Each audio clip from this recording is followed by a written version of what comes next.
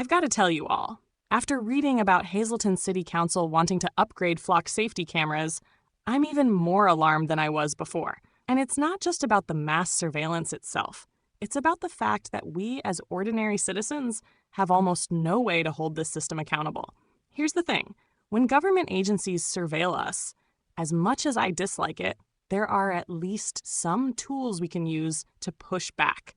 We can file Freedom of Information Act, a FOIA, or state right-to-know requests. We can show up at council meetings and demand records. We can pressure elected officials who ultimately have to answer to voters. But Flock flips that on its head.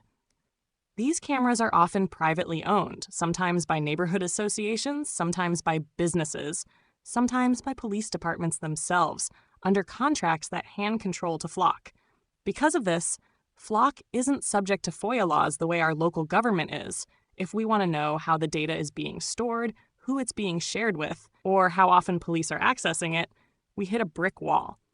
The company doesn't have to answer us because it's not a public agency. And that lack of transparency creates a dangerous accountability gap. Flock is a for-profit company, motivated by growth and profit, not by democratic oversight. Their business model depends on installing more cameras in more towns, building a massive nationwide surveillance network. And once Hazleton buys in deeper, we're effectively outsourcing our community's policing infrastructure to a private corporation that doesn't answer to voters and doesn't operate with public checks and balances. This means the very people most affected by constant surveillance, ordinary residents, especially in working-class neighborhoods, are shut out of decisions about where cameras go, how long data is kept, or how it's used. There's no guarantee of public hearings, no guaranteed reporting requirements, and no legal mandate for transparency. And that should terrify us, because once our data leaves Hazleton's hands and gets pulled into Flock's national network, we don't know who's looking at it, how long they're holding onto it, or what it's being used for. And unlike a government agency, we can't simply vote them out. So when I say this is dangerous, I mean it's a double blow. First, mass surveillance that tracks innocent people. Second, a total lack of democratic oversight or accountability.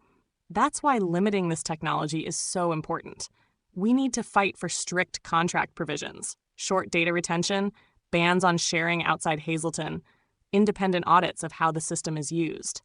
And most importantly, we need to demand transparency requirements, annual public reports, open records, and enforceable oversight. If those can't be guaranteed, then Hazleton should not expand this system at all. Because once we let a private surveillance company weave itself into the fabric of our city's policing, we're essentially giving away control of our privacy rights to a corporation that we can't hold accountable. And that's a road we can't afford to go down.